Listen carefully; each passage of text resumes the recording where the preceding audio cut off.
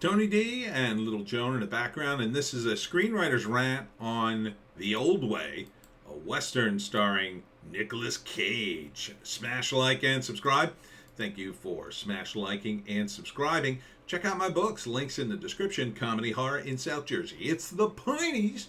Books 1 through 10 available at Amazon.com. Don't forget Kindle. Unlimited is free. This movie can be summed up in just this still, right?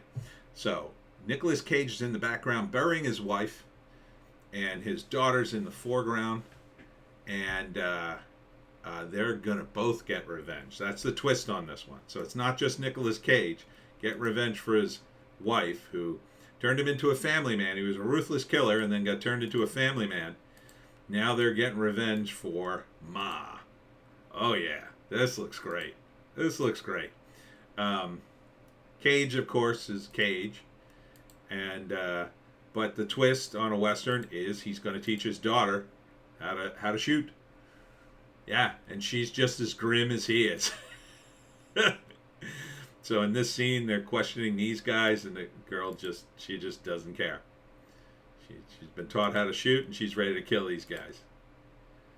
So here's a guy, I don't know, he broke his leg or something, and this is the bad guy who killed the mother, and looks like in the end, Nicolas Cage has to save her, but I think in the end she ends up doing some killing. So I don't know if Cage dies at the end of this. He very well might, but you might have a bit of a franchise going on with his daughter. I don't know. The youngest gun in the West. This guy's so dead. He's the bad guy. Where is he from? Oh, God. I've seen him before. He's good. He's good as the bad guy. Cage, doing the Cage thing. Showing his age a little bit in this one. But, this is his kind of movie. All right. Written by Carl W. Lucas. Directed by Brent Dunauho. I think I'm pronouncing that correctly. Ooh, a lot of EPs. Okay, so we got 1, 2, 3, 4, 5, 6, 7, 8, 9, 10, 11, and 12. 12 EPs. And, so it's Ryan Kiera Armstrong, Noah Lee Gross, Clint Howard. Clint Howard? He's always good in a Western. Kerry Nuff with Nick Searcy and Shiloh Fernandez. Where's Nick Cage? Oh, here it is. Yeah, he gets ahead of the title of the thing. A Brett Dunauho film, Nicolas Cage. Okay. So I was a little worried there that he'd show up with Nicolas Cage, and then I'd be like, oh, no. What, does he get killed in the first 10 minutes? No. Nick Cage is through this whole thing. Looks pretty solid, I'll say. It looks a little brightly lit. It looks more like TV than anything else, which has me a little worried. This is okay. It's not great, but it's okay. Nick Cage, he's imposing as a gunfighter. He's got a quick draw. I assume he practiced a bit.